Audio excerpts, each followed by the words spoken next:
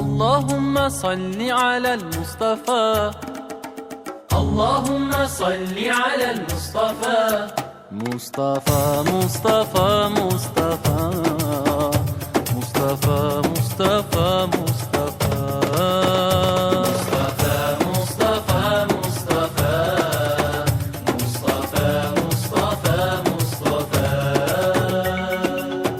You're our prophet, our beloved. Truly you are most just and kind. You're our prophet, our beloved. Truly you are most just and kind. You're our prophet, our beloved. Truly you are most just and kind. Allahumma salli ala al-Mustafa اللهم صل على المصطفى مصطفى مصطفى مصطفى مصطفى مصطفى مصطفى مصطفى مصطفى مصطفى مصطفى مصطفى يا مصطفى يا مصطفى يا مصطفى يا مصطفى يا مصطفى يا مصطفى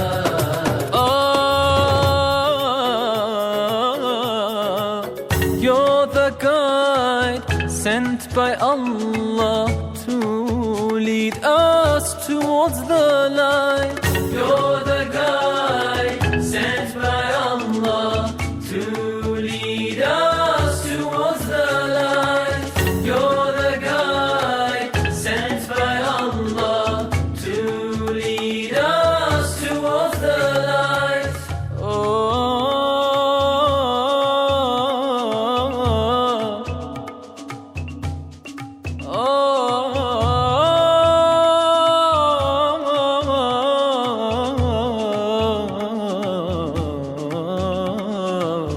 You're the guide sent by Allah to lead us towards the night.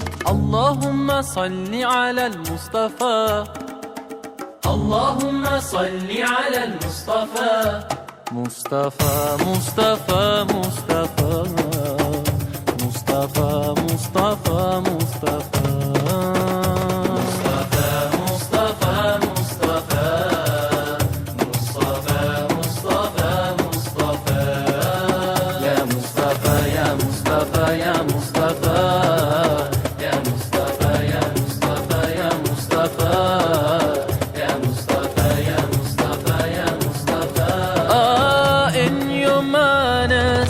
And in your deeds, all the prophets you did exceed. In your manners and in your deeds, all the prophets you did exceed. In your manners and in your deeds, all the prophets you did exceed. Allahumma salli ala al-Mustafa اللهم صل على المصطفى مصطفى مصطفى مصطفى مصطفى مصطفى مصطفى مصطفى مصطفى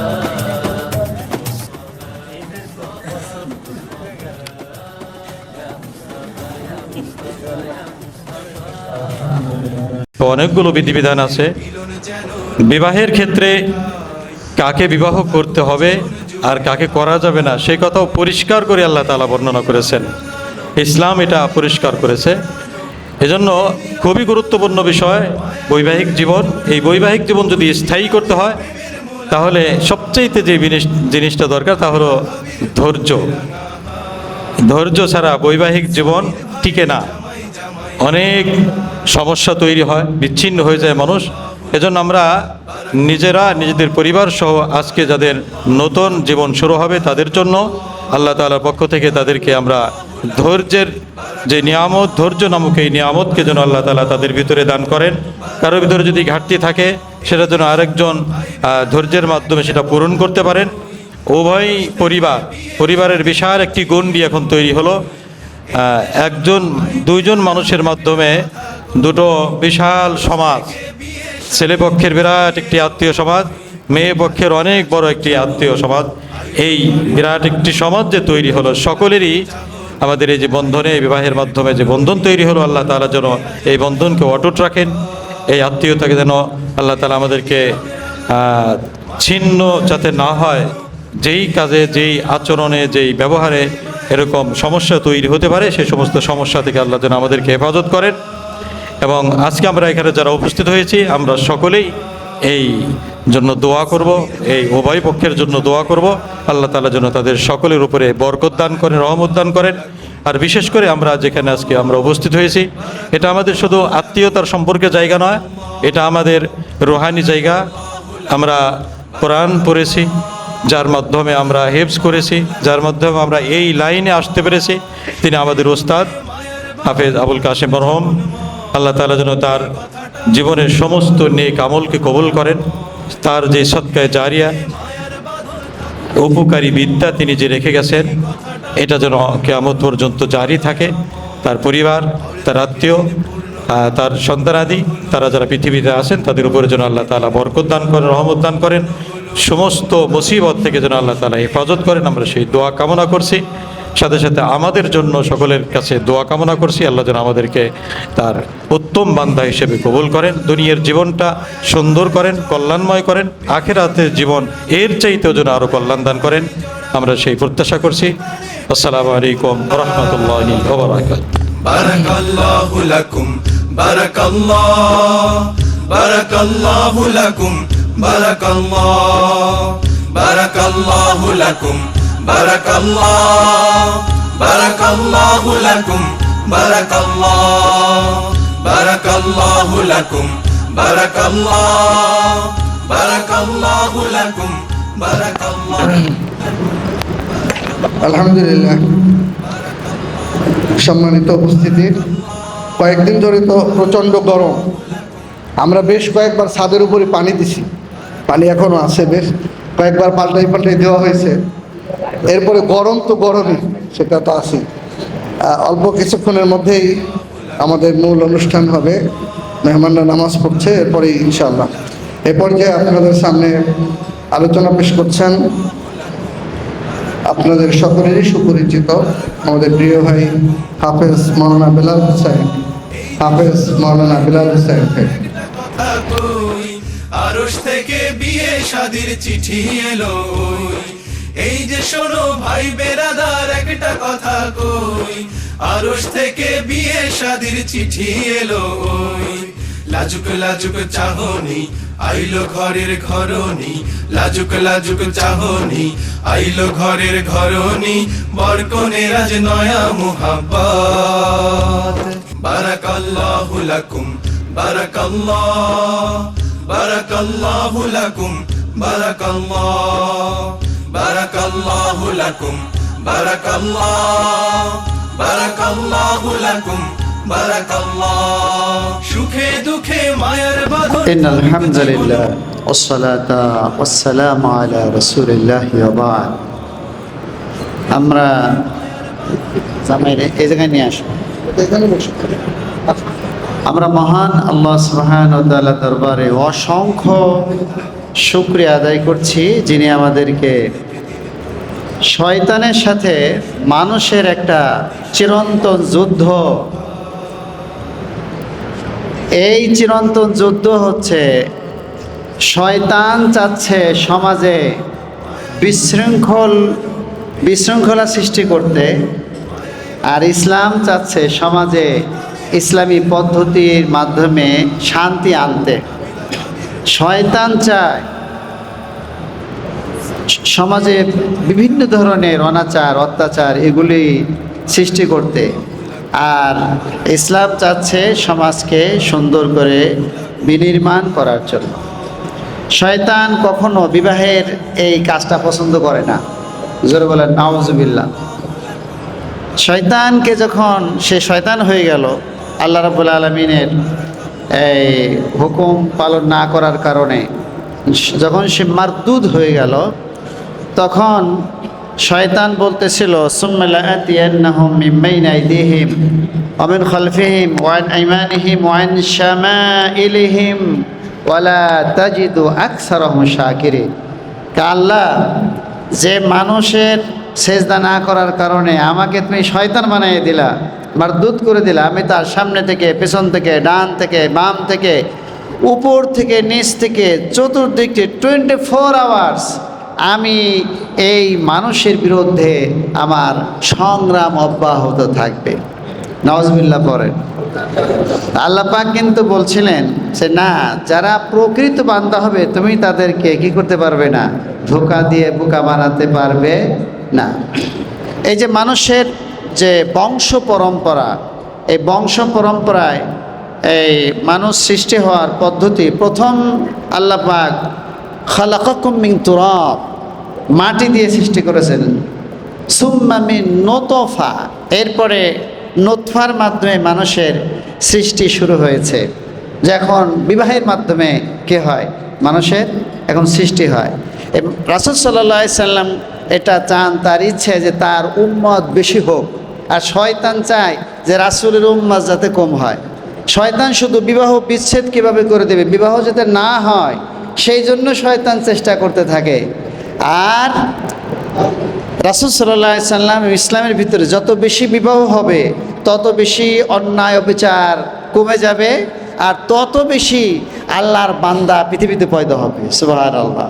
আল্লাহর প্রকৃত বান্দা যখন পৃথিবীতে বেশি বেশি পয়দা হবে, তখন কি হবে, রব্বুল আলামিনের শুকরিয়া তারা আদায় করবে, তার হুকুম তারা পালন করবে। এই হুকুম পালনের মাধ্যমে আল্লাহর বান্দেগী প্রতিষ্ঠিত হবে। বিবাহের উপরে আমি একটা আয়াত বলবো, যেহেতু আমাদের বর এসে গেছে, তাই না, বর এসে গেছে।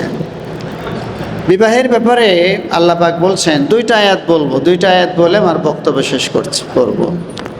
একটা হলো ওয়ানকিহুল আয়ামা মিনকুম আস-সালিহিনা মিন ইবাদিকুম ওয়া ইমাইকুম ইয়াকুনু ফুকারা ইগনিহিমুল্লাহু মিন ফাদলি। আল্লাহ পাক বলছেন, আমার সামনে যারা এখন বসা আছেন, যারা একটু মুরব্বী পর্যায়ে, তাদের জন্য এই আয়াত। গার্ডিয়ান যারা, তাদেরকে আল্লাহ পাক বলছেন যে তোমরা তোমাদের ছেলে মেয়েদেরকে বিয়ে করায় দাও, বিয়ে করিয়ে দাও। ইয়াকুনু ফুকারা, ছেলের যদি পয়সা করে কম হয়, অনেক সময় আমাদের এই যুবকরা বিয়ে করতে চায়, চাকরি পায় নাই, এখনও সেইভাবে এস্টাবলিশড হয় নাই, কিন্তু বিয়ে তো করা দরকার হয়ে পড়ছে। যৌবন বিবাহ চাচ্ছে কিন্তু পয়সা নাই। আল্লাহ পাক বলছেন বিয়ে দাও। ওয়ানকিহু, ইম্পেরেটিভ সেন্টেন্স, আদেশ, বিয়ে দিয়ে দাও। ওয়ানকিহুল আয়ামা মিনকুম আস-সালিহিনা মিন ইবাদিকুম ওয়া ইমাইকুম, নারী পুরুষ, বালক বালিকা তথা অ্যাডাল্ট বালক বালিকা যারা আছে, তারা যখন বিবাহের উপযুক্ত হয়ে যাবে তাদেরকে আগে বিয়ে করাই দাও। প্রশ্ন থাকে যে ছেলে তো এখনও নিজের পায়ে দাঁড়ায় না, এখনও বাপের পায়ে দাঁড়ানো। এখন আগে এটা ছিল যে ছেলেরা নিজের পায়ে দাঁড়াইতো, এখন আবার মেয়েরা নতুন করে নিজের পায়ে দাঁড়ানো শুরু করছে, ঠিক না? নিজের পায়ে দাঁড়ানোর দরকার হলো ছেলের, মেয়ের না। মেয়েরা যখন নিজের পায়ে দাঁড়াইতে গেছে, ওর পা তো অত শক্ত না, এই জন্য পিছলে খায় বিভিন্ন জায়গায় পড়তেছে কিনা বলেন, পড়তেছে না? পড়তেছে।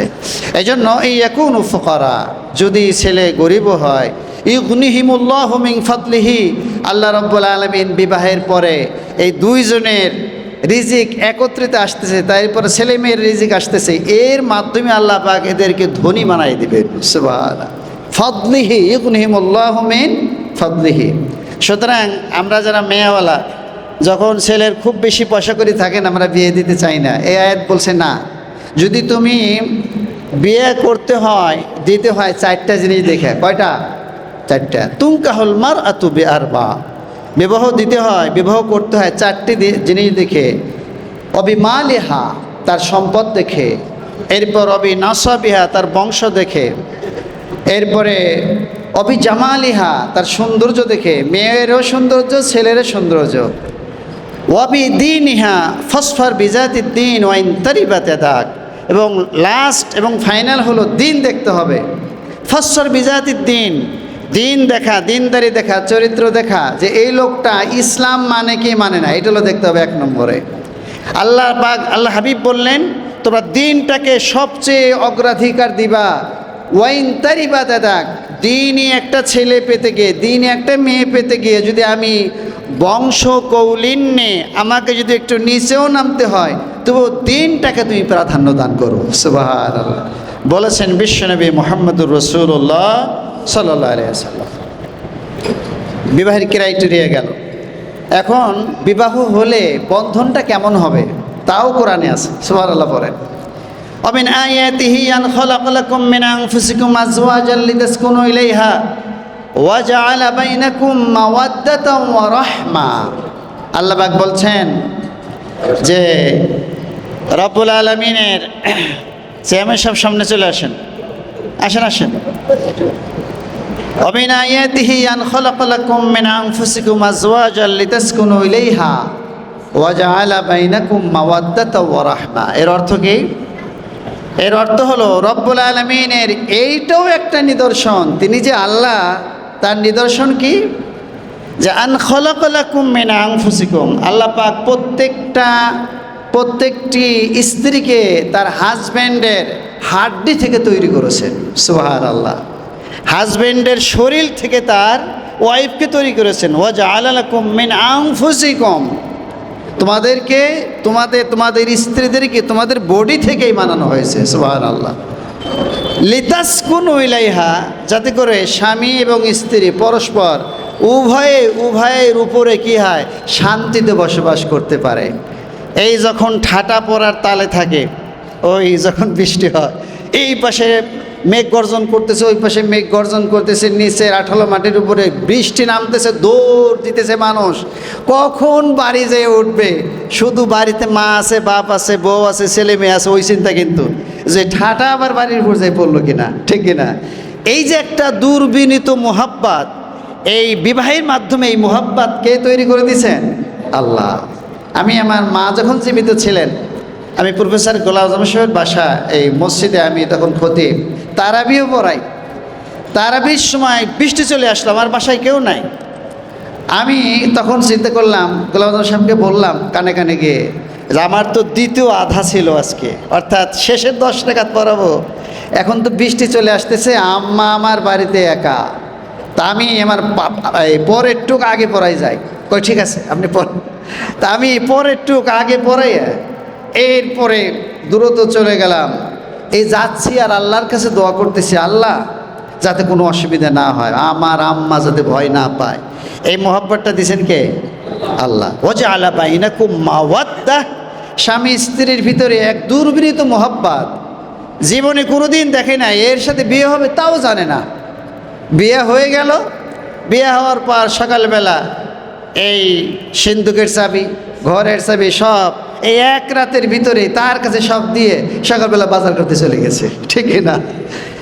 যা এই চাবিটা কিন্তু ভাইয়ের কাছেও দিতেছে না, কারণ স্বর্ণ টর্ণ আছে, টাকা পয়সা, ওর টাকা পয়সা নিয়ে যায় কিনা। মাত্র একটি রাত অতিবাহিত হয়েছে, আল্লাহ পাক বলছেন ওয়াজআলা বাইনাকুম মাওয়াদ্দা, আমি তাদের ভিতরে এমন এক মোহাব্বত তৈরি করে দিয়েছি। এই 30 বছরের এই সম্পদের চাবি বোর কাছে দিয়ে সকালবেলা বাজার করতে গেছে। সুবহানাল্লাহ। এই মোহাব্বত কে দিয়েছেন? এটা হলো যৌবনকালে যৌবনের বিষয়। ও রহমা মানে হলো যখন বৃদ্ধ হয়ে যায়, তখন একজন আর একজনের খুব প্রয়োজন হয় না? একজন যদি না থাকে তখন ওই বুড়ো মানুষটা একলা, তার বাঁচা খুব কঠিন। ওই বৃদ্ধা, তারও বাঁচা খুব কঠিন। এই যে রহমা শব্দ ব্যবহার করছেন, যে বৃদ্ধ বয়সে তাদের দুইজনের আবার দরকার। আল্লাহ রাব্বুল আলামিন আমাদের সকলকে এই যে ভালোবাসার কথা আল্লাহ পাক বলেছেন, এটা যেন আমাদের ভিতরে থাকে। আমি একটা কথা বলেই বক্তব্য শেষ করছি। ভালোবাসা যে আপনাদের ভিতরে আছে কিভাবে বুঝবেন? আপনি কিভাবে বুঝবেন যে আপনাদের দুইজনের ভিতরে ভালোবাসা আছে? এটা বোঝার উপায় হলো, আপনার ধরেন জ্বর এসেছে অথবা আপনি অসুস্থ, আপনার স্ত্রী যদি আপনার চোখে হাত দেয়, মাথায় হাত বুলিয়ে দেয়, পানি ঢেলে দেয়, এই সময় যদি এই তার হাতের মাধ্যমে আপনি আরাম বোধ করেন, তাহলে বুঝবেন যে আমাদের ভালোবাসা ঠিক আছে, ঠিক না? আরাম বোধ করতে হবে। এখানে হাত দেওয়ার সাথে সাথে চোখের গরম দূর হয়ে গেছে, মাথায় হাত দিয়েছে, মাথার গরম দূর হয়ে গেছে, এরপরে পুরো বডিতে হাত দিতেছে, মেসেজ করতেছে, পুরো বডির গরম দূর হয়ে গেছে, পর জ্বরই ভালো হয়ে গেছে। সুবহানাল্লাহ। এই যে প্রশান্তি, এই প্রশান্তির নাম হচ্ছে মাওয়াদ্দা। আর এটা যারা অনুভব করেন তাদের স্বামী স্ত্রীর ভিতরে মোহাব্বত আছে বলে প্রতীয়মান হয়। কোরআন বলছে, আল্লাহ রাব্বুল আলামিন আমাদের সকলকে এই স্বামী স্ত্রীর ভিতরে সুন্দর মোহাব্বত ভালোবাসা তৈরি করে দিন, এবং আমরা যাতে ইসলামের ভিত্তিতে আমাদের পরিবারটাকে চালাতে পারি সেই জন্য আমাদেরকে তৌফিক দান করুন। আমরা ধন্যবাদ জানাচ্ছি এবং অভিবাদন জানাচ্ছি আমাদের সাবেক চেয়ারম্যান মির্জা আজম আমাদের ইতিমধ্যেই এসেছেন। আমরা আশা করছি 2-1 মিনিট তার কাছ থেকে একটু কথা শুনতে ইনশাআল্লাহ।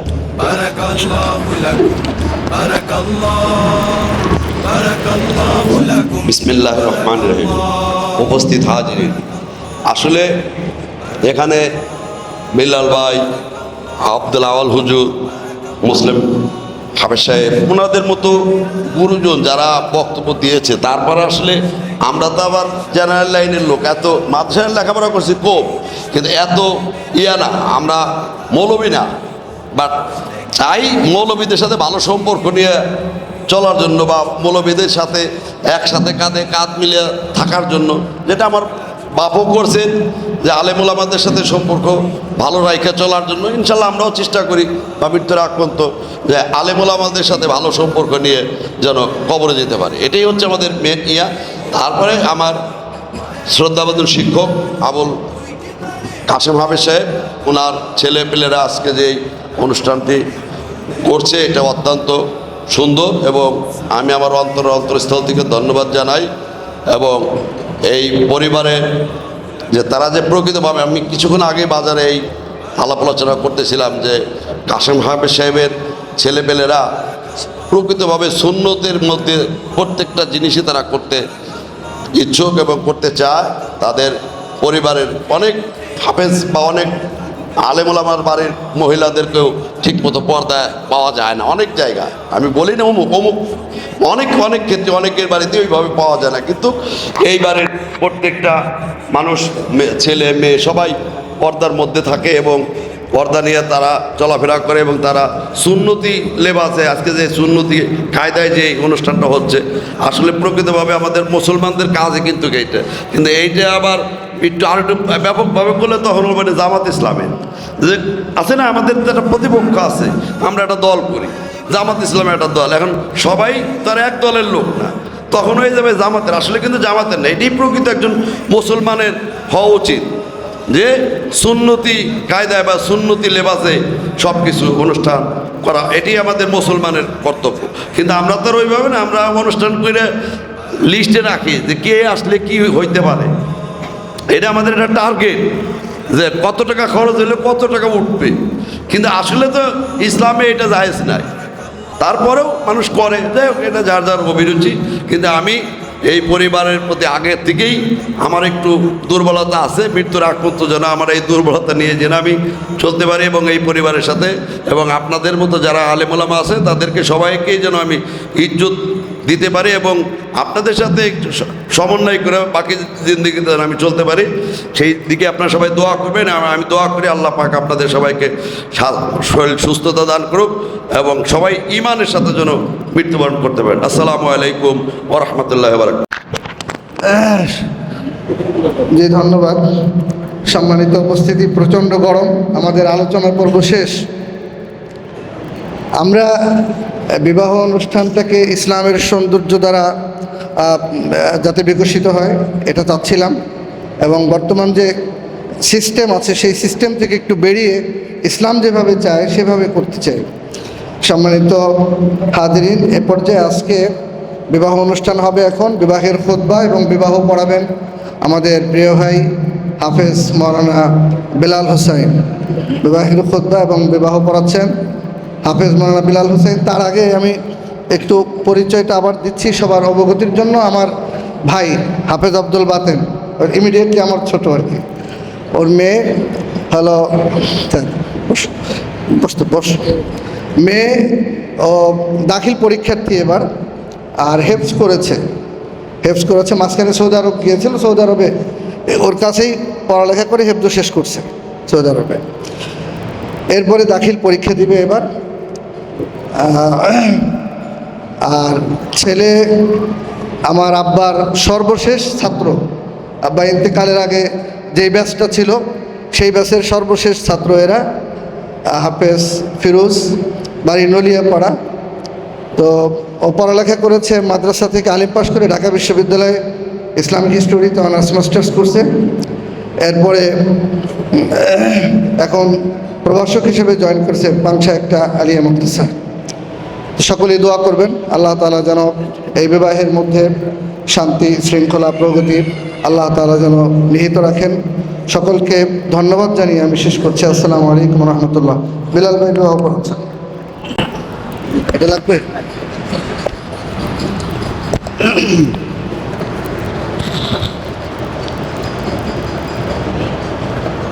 نحمده ونستعينه ونستغفره ونؤمن به ونتوكل عليه ونعوذ بالله من شرور أنفسنا ومن سيئات أعمالنا من يهد الله فلا مضل له ومن يضلله فلا هادي له ونشهد أن لا إله إلا الله وحده لا شريك له ونشهد أن سيدنا ونبينا وقدوتنا وإمامنا محمد الذي أرسله بالحق بشيرا ونذيرا وداعيا إلى الله بإذنه وسراجا منيرا فقد قال الله تعالى في كلامه المجيد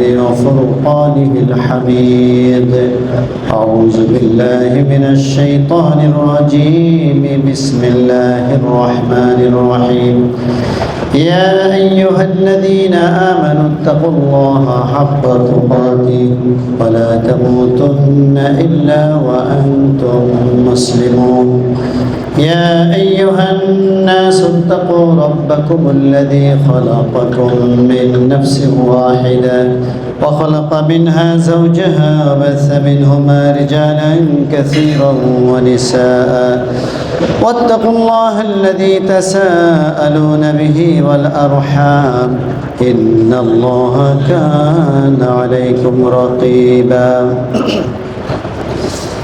يا أيها الذين آمنوا اتقوا الله وقولوا قولا سديدا يصلح لكم أعمالكم ويغفر لكم ذنوبكم ومن يطع الله ورسوله فقد فاز فوزا عظيما وقال الله تعالى وأنكحوا الأيام منكم والصالحين من عبادكم وإمائكم إن يكونوا فقراء يغنهم الله من فضله والله واسع عليم وقال رسول الله صلى الله عليه وسلم النكاح من سنتي فمن رغب عن সুন্নতি ফালাইসা মিন্নি।